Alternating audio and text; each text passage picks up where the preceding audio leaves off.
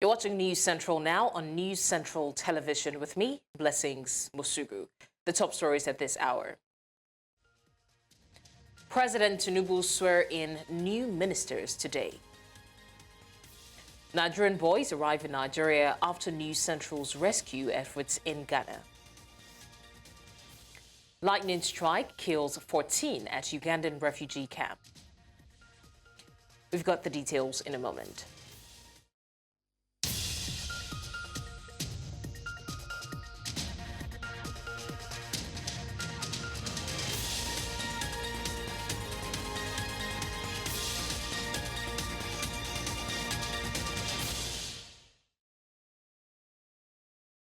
News Central now. This hour begins in Nigeria's capital, Abuja, where President Bola Tinubu will swear in 7 new ministers today, a step seen as crucial in his administration's restructuring. Bayo Onnoghen, the president's special advisor on information and strategy, announced the ceremony. The new ministers, approved by the Senate last week, will lead key sectors. Appointments include Dr. Nentawe Yilwatad for Humanitarian Affairs and Poverty Reduction, Muhammadu Maigari Dingyadi for Labor and Employment, and Bianca Odinaka Odumegwu for State Foreign Affairs. Other appointments are Dr. Jumoke Uduwale, the Minister of Trade and Investment, Idi Mukhtar Maiha, the Minister of Livestock Development, Yusuf Abdullahi Atta, the Minister of State for Housing and Urban Development, and Dr. Suwaiba Said Ahmed, the Minister of State for Education. This reshuffle follows months of public calls for reform. The presidency has denied claims that President Bola Tinubu's administration is favoring the Southwest in security appointments. Now, critics questioned the appointment of Major General Oluremi Oluyede as acting chief of army staff, alleging regional bias. However, presidential advisor on public communications, Sunday Dari, refuted this on social media, providing a breakdown of appointments across regions. According to Dari, the Northwest leads with 8 security appointees, followed by the Southwest with 5, North Central with 4, Northeast with 3, and 1 each from South-South and Southeast. Now, Dari stated, "Facts don't lie. The data shows a balanced approach to security appointments. The claim of favoritism does not fit." The Court of Appeal has acquitted former Chief Justice of Nigeria, Justice Walter Onnoghen, of all charges related to his removal from office in 2019. This comes after a settlement agreement between Onnoghen and the federal government. The court has ordered the immediate unfreezing of his bank account, which was frozen during the investigation. This development marks a significant milestone in his legal battle, which began with his suspension by former President Muhammadu Buhari in January 2019. The settlement agreement is a legally binding document that outlines the terms and conditions agreed upon by both parties to resolve the disputes without further litigation. Now, the Senate has pledged to eliminate illegal activities in Nigeria's mining sector to protect lives and increase federal revenue. The chairman of the Senate Committee on Solid Minerals, Senator Samson Ekong, emphasized this commitment during a visit to Niger State Governor Sani Bago. The committee's visit follows the recent collapse of a mining pit in Shiroro, which claimed around 30 lives. Senator Ekong, along with other committee members, expressed condolences to the people of Niger State and outlined the Senate's plan to investigate the causes and prevent future tragedies. Now, Ekong noted that unauthorized mining practices continue to undermine Nigeria's multi-billion-dollar mining sector, posing environmental and safety risks due to unregulated crude operations. To politics now, where River State Governor Simiala Fubara has revealed that the current political crisis rocking the state is for the sole control of the state resources. Now, this is as he has assured Rivers people that he will continue to utilize the state resources judiciously for the betterment and overall interest of the people. The governor of Fubara made the revelation at an event in Mbodo, Alu, near Port Harcourt on Sunday. The governor, however, sued for continuous prayers from the church in order for his administration to remain focused with a view to achieving the purpose of governance. God will bless your people for your prayers, and we assure you We will not fail you. We will not fail you. There is a reason for all this crisis, and that reason is the control of the resources of Rivers State. Rivers State resources belong to you, and we will make sure that that resources is applied judiciously for the betterment of Rivers State. What you owe us is just one thing: continue to pray for us. Let us not lose focus, because we know the devil is always at work to derail people in governance.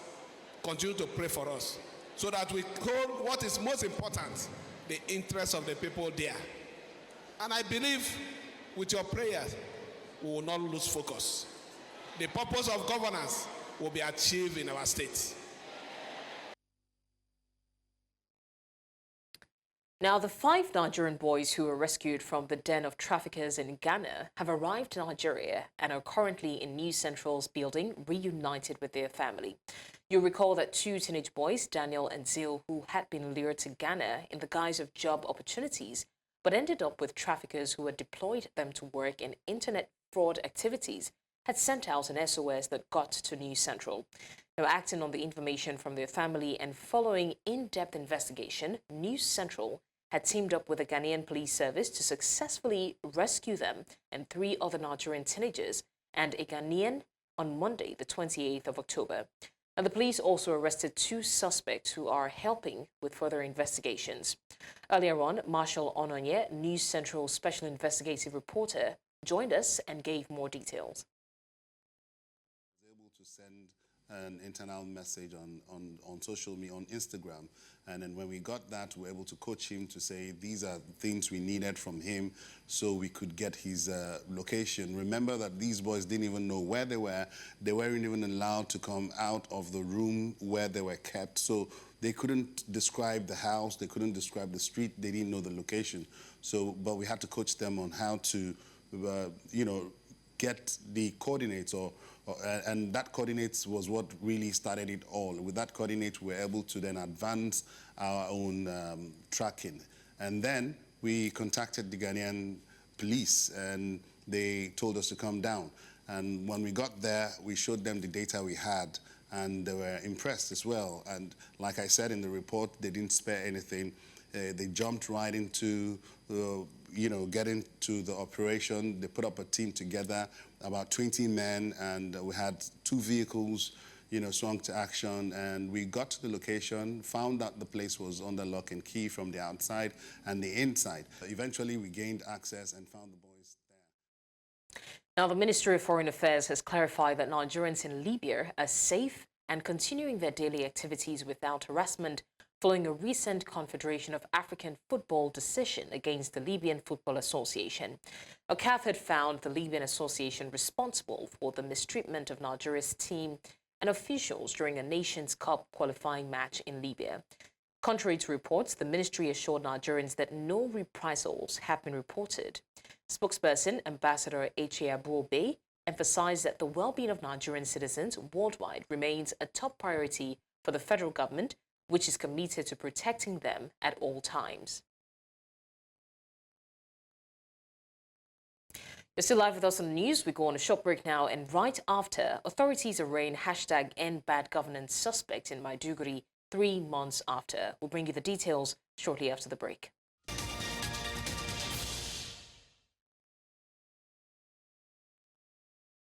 Many thanks for staying with us. Now to more stories. After about 3 months in custody, Nigeria authorities are arraigning the EndBadGovernance protesters in Maiduguri for different alleged offences.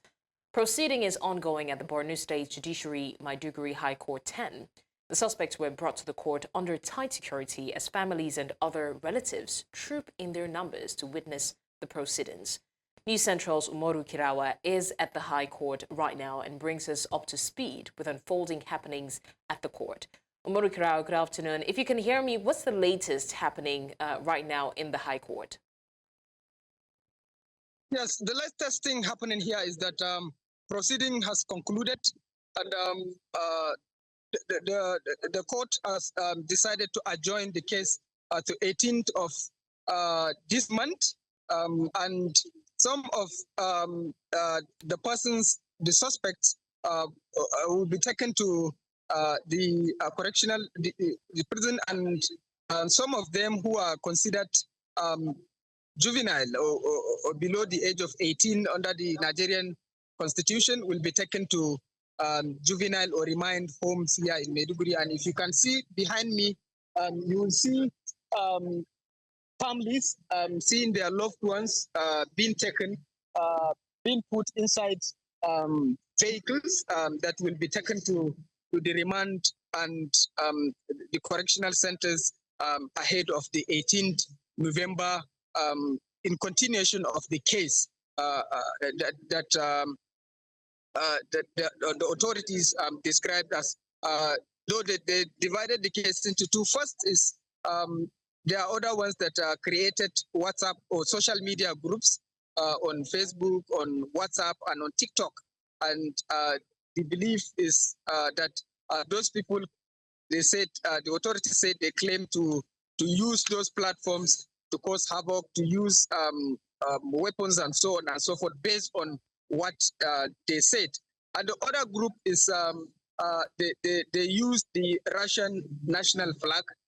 They flight the national Russian flag in Maiduguri, the Borno state capital, during the protest, which the government consider it not to be palatable for them, and then that is why they are charging them with this. But by and large, about 3 months now, they are still in custody, and families are here. Some of them are begging the authorities to plea with them, and the Defense Council insisted that there is need for accelerated judgment so that the case will be done once and for all, so that everybody can continue with their businesses and so on and so forth. Because I've interacted with some of the families. Some of them said, in fact, parents of some of the detainees died, and others said even one of the wife of the detainee has given birth and died, and that is why they are calling on the government to reconsider their plea. All right, Morikura, thank you so much for the updates from the court, and we'll be seeing how that unfolds as well. Yes. Now to more stories. As part of its ongoing recovery strategy for years of insurgency, the Borno state government is intensifying its focus on education. This is as 103 selected indigents from various local government areas of the state were awarded scholarships to pursue medicine and engineering courses at 6 universities in China by the Borno state government. News Central's Umoru Kirawa again completes the report. A farewell ceremony for the 103 students from Borno, a state recovering from years of insurgency.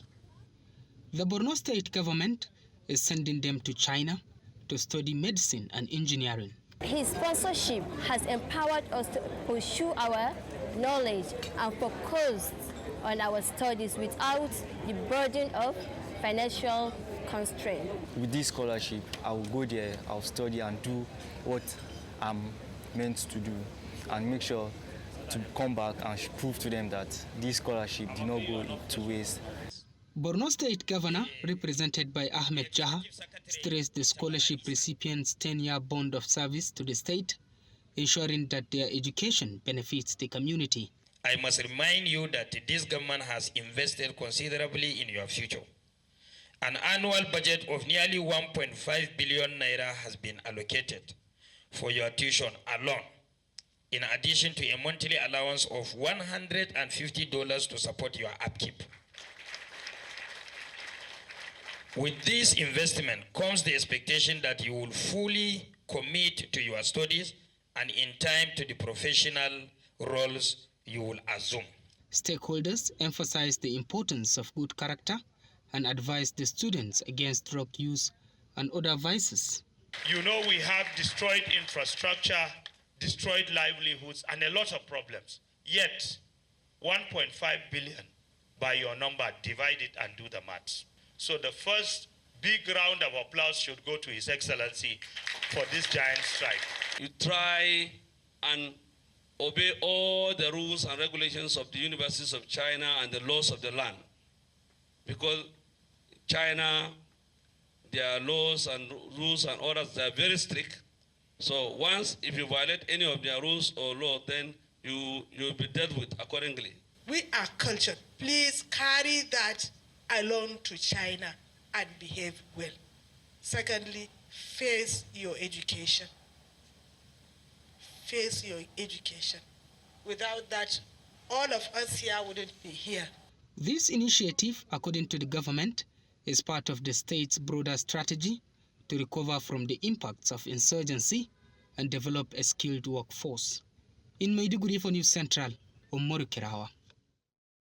Now to security and crime-related stories. Operatives of the Nigeria Police Force have arrested no fewer than 130 suspects for high-level cyber crimes. Among the suspects are 113 foreign nationals comprising of 87 male and 26 females from China and Malaysia. The force spokesperson, Muyiwa Adejobi, added that 17 of the suspects were Nigerians. He also said the suspects were arrested at a building at the next cash and carry area in the Jahi area of the Federal Capital Territory, Abuja. Meanwhile, the National Drug Law Enforcement Agency, NDLEA, has intercepted a major cocaine smuggling attempt at Lagos Murtala Muhammad International Airport. NDLEA operatives recovered 845 wraps of cocaine, weighing 18.72 kilograms and worth an estimated 4.49 billion naira from an Ethiopian Airlines flight arriving from Addis Ababa. Now, the drugs were concealed in lavatories on board the aircraft, prompting swift action from NDLEA officials after a tip-off. Over 30 suspects have been questioned in connection with the case. Additionally, NDLEA thwarted attempts to export cocaine, cannabis, and tramadol concealed in body cream containers and artwork through Lagos Courier Services. Another operation at Apapa Seaport led to the seizure of 754,000 pills of tapentadol and acetaminophen, valued at 525 million naira. And now to health matters. Nigeria's federal government has been urged to adopt prevention and control strategies in a bid to contain the spread of Lassa fever in the country. Now, this was during a Lassa fever roundtable organized by the Nigeria Red Cross Society and the International Committee of the Red Cross, where they say the disease has currently spread to about 28 states of the nation as of October this year. Amadine Uyi reports. According to available data, Nigeria is currently experiencing its worst outbreak of Lassa fever this year. About 8,000 cases, including 174 deaths, have been recorded, affecting almost 28 states as of October 2024. Among these include about 30 healthcare workers. The Lassa fever outbreak in Nigeria this year took an alarming turn, with the disease spreading areas that have never reported cases before. Currently in Nigeria, we have multiple outbreaks. We are responding to cholera, we have mpox, and now Lassa fever will be looked into. In a bid to contain the spread of Lassa fever, the Nigerian Red Cross Society has held a roundtable to strategize on efforts aimed at mobilizing community stakeholders and putting in place preventive efforts aimed at combating its effects on rural communities.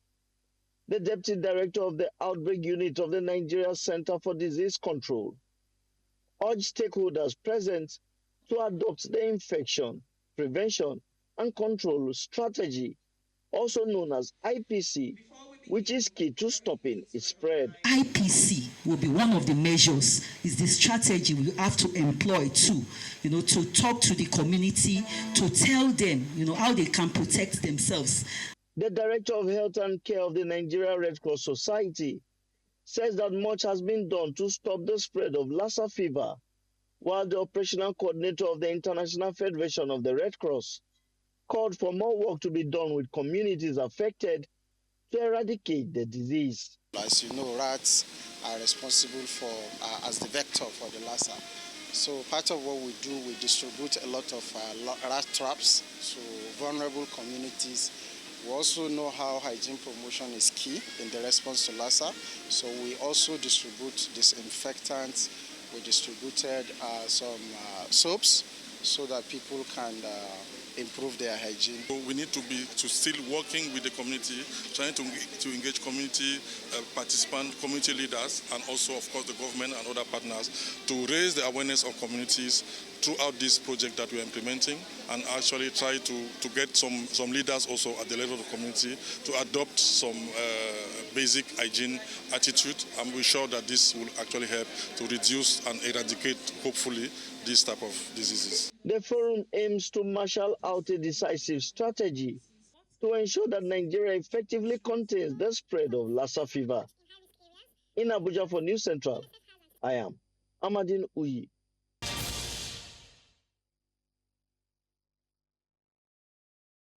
The news continues in East Africa, where at least 14 people, including several children, were killed in a Ugandan refugee camp when lightning hit a makeshift church where they were sheltering.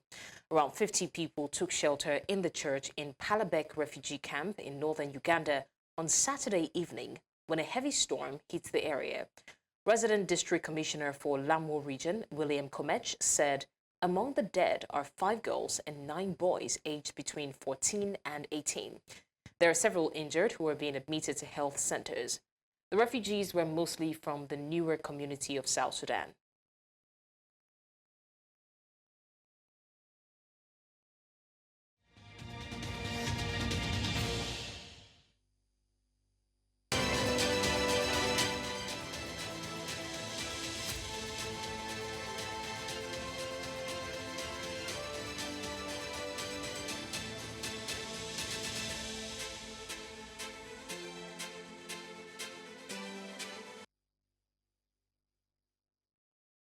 The United States is amid yet another consequential election season featuring former President Donald Trump and Vice President Kamala Harris. Many Ethiopians and Eritreans live across the U.S., with those in swing states wielding significant influence. Now, in recent state elections in Georgia and Virginia, where numerous Ethiopian Americans voted Republican to protest the Biden-Harris administration, who they feel remaining silent amid substantial evidence of genocide and ethnic cleansing in Ethiopia. Now, at this rally in Washington, D.C., Ethiopian Americans voiced their support for Republicans. For News Central, international correspondent AIA Hagen has more. Historically, Ethiopian expatriates favoured the Democrats, viewing them as champions of inclusion and multiculturalism. Yet this trend is shifting as the party increasingly embraces progressive ideologies, seen as opposing religious and family values. Given that most Ethiopians, both Christians and Muslims, are religious conservatives, these stances have become untenable, prompting May to explore other political options. Donald Trump, we want change! We want change! As an African, we really value our family, our kids, and how they're raised. And right now, with the school system and the way they're pushing the LGBTQ initiative down our throats, where we cannot even really, to be honest with you, opt out. I'm voting Republican because the Democrats obviously have not honored the promise to the people. They have neglected the suffering of so many millions of people and not heard our voices over years and years of advocating and bringing forth the evidence of the U.S. government's corrupt policies and draconian policies against African nations. As an Ethiopian American, from the geopolitical perspective, I think that the current Biden-Harris administration has been very neglectful toward the genocide that's been happening in Ethiopia, for instance. It happened under their watch. If I'm not elected to Congress, I will still make sure that Republican Congress candidate Jerry Torres has promised the American Ethiopian community that he is the best choice for them. The United States gave, just as one example, $728 million to the Ethiopian government. They used the money to build a palace for the president, and then they bought 56 drones and was killing the Amhara people. and that money was not designated for that purpose. It was for humanitarian purposes. The Democrats have just given money to countries, and the dictators are using it for whatever they want to use it for. I mean, imagine this, even Iran, right? We give Iran money, they send drones our way or to Israel or other countries. And believe me, nobody wants a war. I want all wars, all killing to end. And I think that's what we can bring to the African continent, is the end of the little attempts at genocides, whether it's Central Africa, East Africa, West Africa, and support the democratic governments that are there, because they're surrounded sometimes by dictatorships, and we don't even listen to what they said. Whoever they vote for, it's crucial that the diaspora make their voices heard in this election. In Washington, D.C., I'm AIA Hagen for News Central. Now joining us is our international correspondent, AIA Hagen, who will be joining from Washington, D.C. We also have Chika Mordi, economist and chairman, United Capital PLC. AIA, let me ask you first, what's the atmosphere like on the ground in the key swing states, and how are the voters responding to the campaigns? Well, we have less than 38 hours until the polls close tomorrow evening. And the atmosphere in the Sunbelt states and the Rust states is really about getting the job done for whichever candidate they usually go to. Now, today you're going to have Trump and Harris crisscrossing the country as they were over the weekend in those swing states, in Pennsylvania, in Michigan, in North Carolina, in these places that are really key on the path to victory. It's really about getting the votes from the Electoral College there. So Harris is going to spend the first part of today campaigning in Pennsylvania. And like I said, Trump will be in North Carolina, Pennsylvania, and Michigan as well. Wisconsin is another swing state that's in the blue wall. And then you also have Georgia. Now, Georgia flipped to Democrats during the last election, and that was a really big thing for the Democrats and for the Republicans. And there was a lot of challenges made by the Republican Party, with them saying that there was electoral fraud, which was disproved in the end. So it's all about trying to get these swing states nailed down in the Sun Belt and the Rust Belt, like I said. And those will take either candidate on the path to 270 in the Electoral College. And once you have 270, then you are declared the winner. All right, thanks, AIA. Now, coming to Chika, how do you think that this upcoming election will impact the future of absentee and mail-in voting in the United States? Well, thank you. First of all, thank you for having me. I feel that it's sort of like it's moved on from the past. So in 2020, post-COVID, Donald Trump and the Republican Party very much discouraged absentee voting and mail-in voting, and they used it as one of the reasons they gave for their view that the election was rigged. This time around, they actively campaigned to get their followers to go and vote, either early voting or by mail-in voting. So you can see already there's a significant uptick in terms of mail-in voting and early voting. So I feel that debate is in the past now. Going forward, I don't expect that there will be any real resistance to either. And there's a return to the normalcy where Republicans used to overwhelm Democrats in early voting and mail-in ballots. Right. Now, AIA, how are you keeping up with the latest developments in the early voting process, especially? What trends are we seeing so far? Well, you've had 75 million early votes cast so far. That's thought to be going to rise to 85 million by the end of today. And that's more than half of the votes cast already. Now, it won't be until perhaps next week we can really drill down on that number and see if it was a record for where we were in the 2020 election. But it is a huge number, 85 million early votes cast by the end of today. And in those early votes, votes. We are seeing a particular trend, especially in Iowa, where we've had a poll and we've had some counting of early votes. And Iowa is a very, very red state.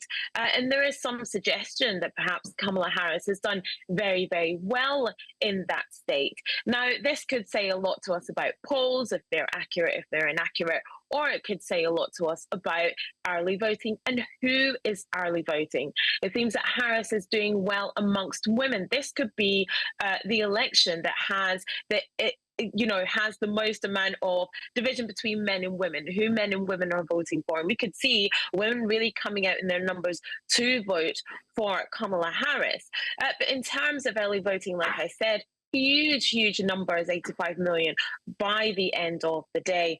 And it's not until next week, perhaps, we'll see the impact of that. Like I said, it's under 38 hours now until the polls close. We don't know when we would get a result. Last year, it took until the Saturday, which was sort of 5 days after the election, before we got results. But in 2020, we had loads more mail-in ballots because of the pandemic.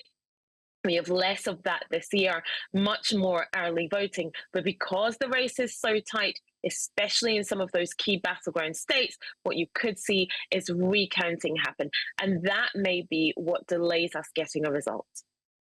Okay, so let me come to Chika. Let's talk about the voter turnout. Chika, what are some of the most critical factors that you think could affect voter turnout, especially on election day? And how will this absentee and mailing voting affect the overall outcome? Okay, that's a good question. There are two parts to that question. First of all, voter turnout is going to be very high this season. It's obvious. Last time was 66%, a bit above that, which in itself was significant. This year, it's on course to be higher than that. And that will work havoc on some of the models that pollsters have been using, because even a 5% increase or 3% increase in terms of turnout could significantly alter what the polling is pointing at least directionally. The factors typically, like this time around, because you're having a lot of early voting and mail-in voting, so there's some sort of front loading, and if people vote, they can vote twice. So everyone who's voted early or voted by mail is not going to show up on election day mostly, but there's some provisions where that could happen in some states, but that would not be statistically significant. So what that tells you is, this is a good point out. In the 2020 election, there were 45% of the votes were mail-in ballot. So far, that number has been exceeded in terms of percentages and in terms of absolute number of votes. So again, I think it's on course to do that. Now, the factors that affect turnout on election day, there are multiple factors. First of all, is the GOTV, the get out the vote effort by each party, and how effective they are at doing that, how it brings people out. Secondly, obviously, weather and other events. If there's inclement weather, like if it's raining heavily, for example, turnout is going to be low. Low propensity voters like to vote at their convenience, so they don't show up if there's bad weather. And then thirdly, it's the degree of organization, and sometimes it's chief as well, right, in terms of disinformation. For the organization, in terms of what sort of queues you're going to have, are they going to be very long queues? Would they have last-minute shifts in voting locations and things of that nature? But both sides are very motivated. Democrats slightly more than Republicans. So we expect to see heavy turnout on election day as well. Okay, so very quickly, I want to get your final thoughts. I'll start with Afia. What are your final thoughts on the election so far? Well, it has been a very hard-fought campaign on both sides, and the tightest election in modern history, probably since 2000. And whoever wins, they will make history. Americans are either about to elect the first woman and the first woman of African American descent and South Asian descent into the White House, or Americans are about to elect the first convicted felon into the White House. So this is historic on all counts, absolutely. And I think over the course of this week, we will see how democracy unfolds and plays its part in this election. What you do have is the Trump campaign already laying the groundwork to dispute the result if it doesn't go their way. And a lot of people are fearing that we could have a repeat of what happened in 2020 and into 2021. 2021, where you did have that insurrection on January 6th, 2021. So like I said, this is a hugely, hugely historic election for the United States and, you know, the closest fought in modern history. All right. Very quickly, Chika, can I get your final thoughts on the elections? Afra, I agree with Afra. It's very historic for the reasons she said. Also, if Donald Trump wins, he will be the oldest ever elected president in American history. And he would also be the first president to be re-elected after leaving office, to be twice elected after losing. I think it's going to be, if Trump wins in the polls, even if it's a narrow win, there will be a sort of seamless transition. If he loses, it's going to be very challenging. It's almost definitely going to dispute the outcome of the elections, and we have to hold the breath all the way to January 6th to see the dynamic that plays out in terms of who controls the House and if the slate of electors will be rejected or accepted, or if it's going to come down to Congress now determining who the president is. So we should, hang on to your seats. It's going to be a bumpy ride. But I feel that the polls are getting it wrong, and hopefully I won't have egg on my face if we speak again in a couple of weeks. Okay. Thank you so much, News Central international correspondent AIA Hagen, joining us from Washington, D.C. And, of course, thanks to Chika Mordi, economist and chairman, United Capital PLC. Thank you.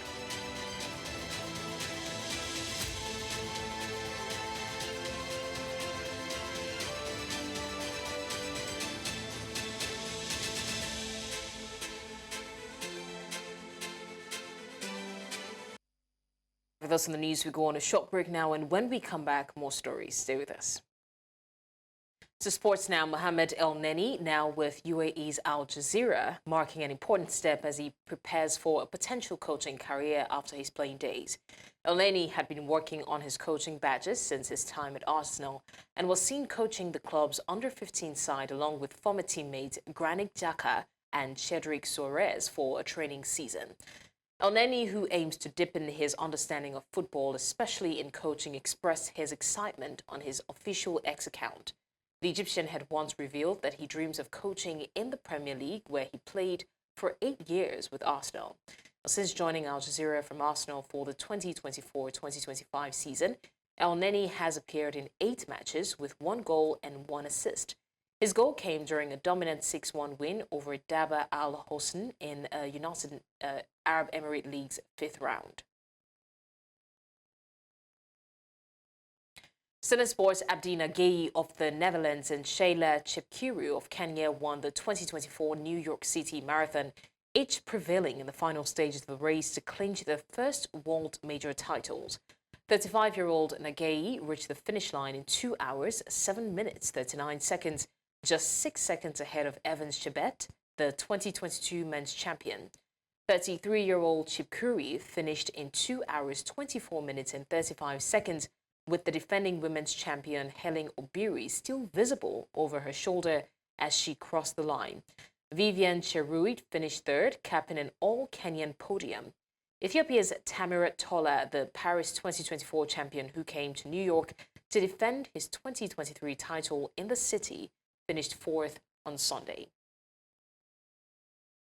And that's all on the news at this hour. But before we go, let's take another look at some of our major stories. Now, we told you that the President Tinubu has sworn in new ministers today. We also mentioned that Nigerian boys arrive in Nigeria unite with parents after News Central's rescue efforts in Ghana. And finally, we mentioned that lightning strike kills 14 at Ugandan refugee camp. You can watch News Central live on DSTV, channel 422, StarTimes, channel 274, Avo TV, and YouTube. Many thanks for watching. I'm Blessings Mosugu.